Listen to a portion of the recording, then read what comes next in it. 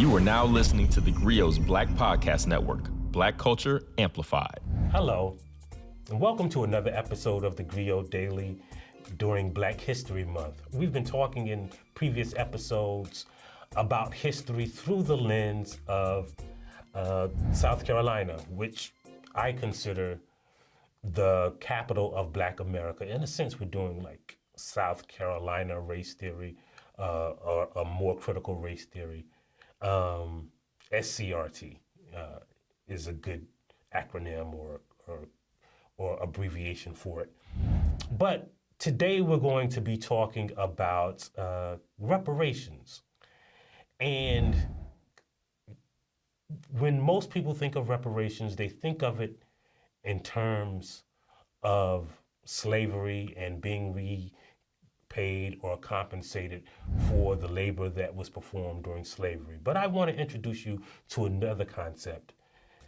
And that's why I want to welcome you to another episode of theGrio Daily, the only podcast that will tell you about the Great White Heist. Yeah, man, like when we think about reparations, a lot of times we think about it in terms of slavery, and the idea of reparations is being compensated for the work and the value and what our ancestors invested in this country without receiving a return on it. And for some reason, we limit that to slavery. And I think this is wrong. And I think it's wrong for a couple of reasons, right? The first reason is that slavery was wrong, but it was constitutional, right? The Constitution has provisions that even protected slavery. The 3/5 clause, the Constitution mandated that, like, for the first 20 years, we ain't even gonna look at stopping the importation of enslaved Africans. So the Constitution, by proxy, protected slavery. And so it was not an unconstitutional endeavor. It, matter of fact, deputized every white person in America as a slave catcher because, the Fugitive Slave Clause, said, like, if you're gonna be a part of this country, you gotta recognize that, like, wherever you are, like, slavery might not be legal in your state, but if somebody come there, they still a slave if they escaped, right? So every American had the obligation, the responsibility to be a slave catcher.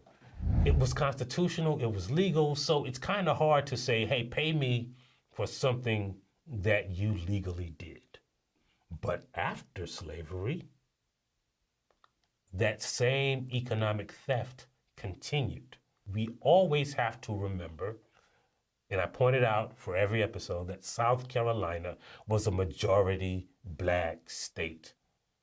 And after the Civil War, even those people who were sharecropping, even those people who were still working on those plantations as laborers, and the government was ensuring that they were being paid for a time at least. Even those people who started their own businesses, they were paying taxes. Like, even if your landlord ripped you off as a sharecropper, you paid taxes on the crops that you grew, right? So in South Carolina, because not working was literally illegal for Black people because of the Black codes, because of vagrancy laws, the majority of African Americans were employed, they were paying taxes, and because they outnumbered white people, the money that was creating the roads and the schools in South Carolina were being paid by Black people, but white people were getting the biggest benefit. Well, how can white people get the biggest benefit? After the Civil War, Congress passed a series of laws called land grants. And they said, look, you got to create these universities, and you can't, give some of the money, most of the money to white people. Well, in the South, segregation was the law. So what they did is they created separate institutions. In South Carolina was South Carolina State for black people. They said, look, y'all can't go to school with white people, but we'll give you your own institution. And I say I use that word loosely because, again, black people were paying the taxes. But those were federal tax dollars. And so South Carolina State, the only publicly funded college in that state, was really coming from federal dollars. Well, there were 7 state-supported whites-only college in that state at that time in South Carolina. So all of the white people who were in the minority who attended school, they got their choice of 7 state-funded colleges that were paid by their taxes. And all of the black people who were the majority in that state who attended K through 12 schools and wanted to continue their education had one choice. There was only one publicly funded university, and it wasn't even paid for with South Carolina tax dollars. So black taxpayers were funding the educational opportunities for whites. That was theft. And even when you talk about K through 12 schools, right? Those black children who attended inferior schools didn't have the same access to resources and education as white children. So they were funding the educational opportunities for white students. And the same is true for almost everything. When you went to the library, right? There were public libraries that black people, students, adults didn't have access to. Theaters, water fountains, certain neighborhoods, like we paid for the roads and the maintenance and the police departments, and we didn't have access to those same municipal and state infrastructure that white people had to. We were funding better lives for white people. And the interesting thing about that is exemplified by the small town called Somerville. In the 1800s, a company built a paper factory outside of this little small town. And this small town was 75% black. Most of the black people there worked at that paper factory, and it was considered a good job. In that 1930 census, it shows that the black unemployment rate was higher than the white unemployment rate. And what was interesting about that is that this district, the school district, had 2 schools, one for white people, one for black people. The black children all across that county, some of them had to get across a river or a reservoir every day to get to school. When they got to school, they had to set a fire in the little stove. Some kids drowned on the way to school because they didn't have transportation. Meanwhile, that white school had 30 school buses provided for by taxpayers, provided for by that 75% more employed tax base, right? So those students not only had better schools, they had better transportation to get to school. It was easier for them to learn than it was for the black students. And so some of the black parents got together and said, hey, man, this ain't right. And they went to that school district and they asked them, hey, you got 32 school buses. Can we have one of them? We'll fix it up. Give us your worst one. We'll fix it up. And that school district thought about it and said, you know what? Right is right, wrong is wrong, but nah, we ain't gonna do it. Like, I don't understand what the difference between 32 and 31 school buses is, but apparently there is one. The white people said no. The black people decided to sue. So when they invited this lawyer down, people said he was good. Nobody really knew. But this lawyer came down and he said, man, I'm gonna help y'all. I'm gonna sue y'all. I ain't gonna even charge y'all. And, you know, I don't know if he was a good lawyer or not. Some dude named Thurgood Marshall. Thurgood Marshall filed suit.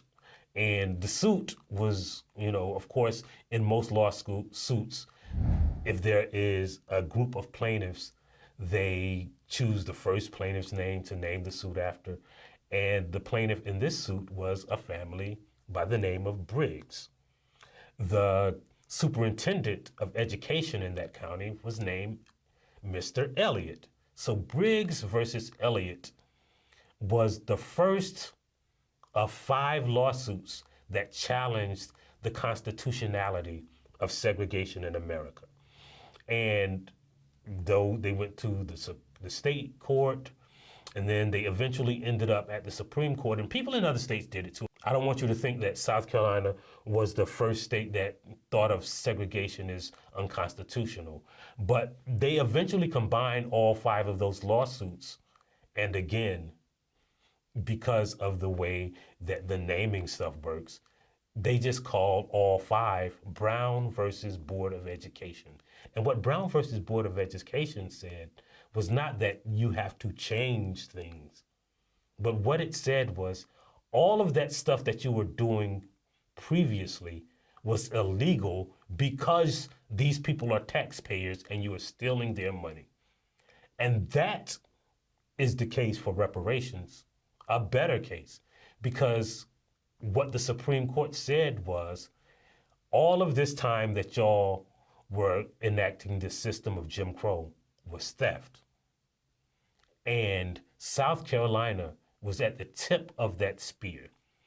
And that is a good case for reparations. And that's how I like to think of reparations, not just for slavery, but as compensation for a theft. And that's why you have to stay tuned to this podcast all Black History Month. That's why you have to subscribe. That's why you have to download that theGrio app. And that's why we leave you every week with a saying from Black America. And today's saying is, there's 2 things I can't stand, a liar and a thief. But somehow I'm supposed to love America. We'll see you next time on theGrio Daily.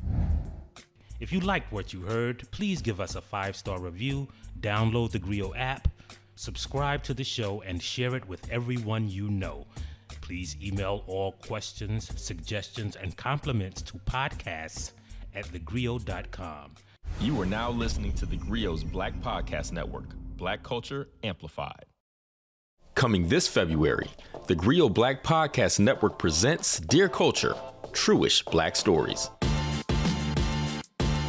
When you think of sheer artistry, sheer creativity, the ability for someone to bring Black people together in the most fundamental ways, it's, I would say, of my 4, Randy Watson's my number 1.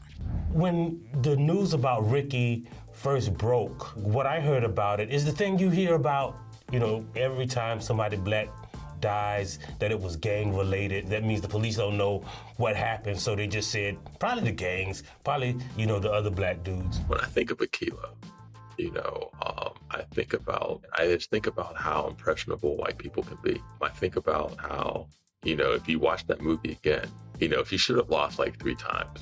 Where were you when you heard the story about them suckers getting served by Wade's dance crew? It's crazy that you mentioned this. So as a New Yorker, right, everyone knows where they were on 9/11, right? A couple years later, right, 2003, everyone hears about this crazy moment in a boxing ring, because that's where dancers duke it out, right, in boxing rings. If you could say something to Ricky right now, what would you say to him? Ricky, you shouldn't have never got that girl pregnant. You knew I had a crush on you. You should have got with me instead. Moments in Black culture examined like never before. Join us each week as we dive into the Black moments that changed us, that changed the world. Make sure to subscribe to Dear Culture so you never miss an episode.